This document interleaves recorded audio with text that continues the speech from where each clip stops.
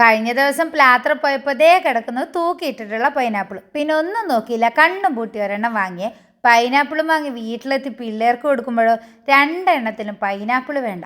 എന്നാൽ പിന്നെ അവർക്ക് വേണ്ടാത്ത ഈ ഒരു പൈനാപ്പിൾ വെച്ചിട്ട് അവർക്ക് വേണ്ടുന്ന ഒരു ഐറ്റം ഉണ്ടാക്കാമെന്ന് കരുതി അതിനായിട്ട് പൈനാപ്പിൾ എടുത്ത് തൊലിയൊക്കെ കളഞ്ഞ് കട്ട് ചെയ്തൊന്ന് വൃത്തിയാക്കി വെക്കണം. ചിലർക്കൊക്കെ ഈ ഒരു പൈനാപ്പിൾ കഴിക്കുമ്പോൾ വായിലൊക്കെ ചൊറി വരും കേട്ടോ. പഞ്ചസാര ഇട്ട് കഴിച്ചാലും ചൊറി വരുന്ന ആൾക്കാരുണ്ട്. ഇവിടെ എൻ്റെ അമ്മക്കൊന്നും ഈ ഒരു സാധനം പറ്റുകയില്ലേ.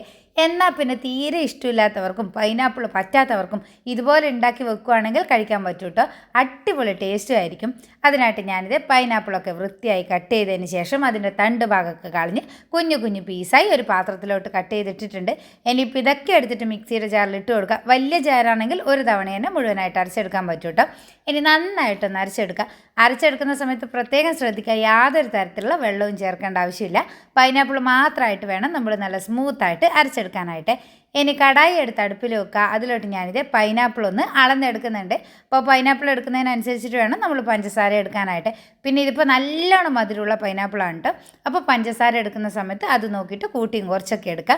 അപ്പോൾ നമ്മൾ എടുത്തേക്കുന്ന പൈനാപ്പിൾ ഇപ്പോൾ 3 കപ്പ് ജ്യൂസായി കിട്ടിയിട്ടുണ്ട്. അതിലോട്ട് ഞാനിത് 1.25 കപ്പ് പഞ്ചസാരയാണ് എടുത്തിട്ടുള്ളത്.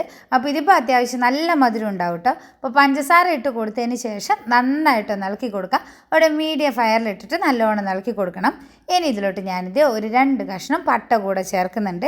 പട്ട കൂടെ ചേർത്ത് കൊടുത്തു കഴിഞ്ഞാൽ വീണ്ടും നന്നായിട്ട് ഇളക്കി കൊടുക്കുക. അപ്പോൾ കൂടുതൽ സാധനങ്ങളുടെ ഒന്നും ആവശ്യമില്ല കേട്ടോ. അതുപോലെ തന്നെ നമുക്ക് ബ്രെഡിൻ്റെ കൂടെയും അതുപോലെ ചപ്പാത്തിയുടെ കൂടെയൊക്കെ കഴിക്കാൻ പറ്റിയിട്ടുള്ള അടിപൊളിയായിട്ടുള്ള ഒരു ഐറ്റം കൂടിയാണ്.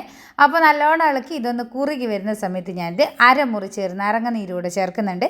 എന്നിട്ട് വീണ്ടും കുറച്ച് നേരം നന്നായിട്ട് ഇളക്കി കൊടുക്കുന്ന സമയത്ത് ദേ ഇതുപോലെ കുറച്ചൊന്ന് തിക്കായിട്ട് വരും. കൂടുതൽ അങ്ങ് തിക്കാവാൻ നിൽക്കണ്ട കേട്ടോ. ഈ ഒരു ലൂസ് ആകുന്ന സമയത്ത് ഫ്ലെയിം ഓഫ് ചെയ്ത് തണുക്കാനായിട്ട് മാറ്റി വെക്കുക. അപ്പോൾ തണുത്ത് വരുന്ന സമയത്ത് നോക്കിയാൽ നമ്മുടെ അടിപൊളിയായിട്ടുള്ള പൈനാപ്പിൾ ജാം ഇവിടെ റെഡി ആയിട്ടുണ്ട്.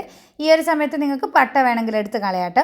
ഇനിയിപ്പോൾ ഇതൊരു കുപ്പിക്കുള്ളിലൊക്കെ ആക്കി വെക്കുകയാണെങ്കിൽ കുറേ നാളത്തേക്ക് നമുക്ക് ഉപയോഗിക്കാൻ പറ്റിയ ബ്രെഡിൻ്റെ കൂടെയും ചപ്പാത്തിയുടെ കൂടെയൊക്കെ നമുക്ക് കഴിക്കാൻ പറ്റിയിട്ടുള്ള, പ്രത്യേകിച്ച് നമ്മുടെ പിള്ളേർക്കൊക്കെ കൊടുക്കാൻ പറ്റിയിട്ടുള്ള അടിപൊളിയായിട്ടുള്ളൊരു ജാം കൂടിയല്ലേ. കളറൊന്നും നമ്മൾ ചേർത്തിട്ടില്ല കേട്ടോ. എന്നാലും നല്ല അടിപൊളിയായിട്ട് തന്നെ നമ്മൾ ജാം ഇവിടെ കിട്ടിയിട്ടുണ്ട്. അപ്പോൾ പൈനാപ്പിൾ കിട്ടുവാണെങ്കിൽ തീർച്ചയായിട്ടും ഒന്ന് ട്രൈ ചെയ്ത് നോക്കുക. പിന്നെ വീഡിയോ കണ്ടുകൊണ്ടിരിക്കുന്ന സമയത്ത് നിങ്ങൾക്ക് ഇഷ്ടമാവുകയാണെങ്കിൽ ലൈക്ക് ചെയ്യാനും കമൻറ്റ് ചെയ്യാനൊന്നും മറക്കരുത്.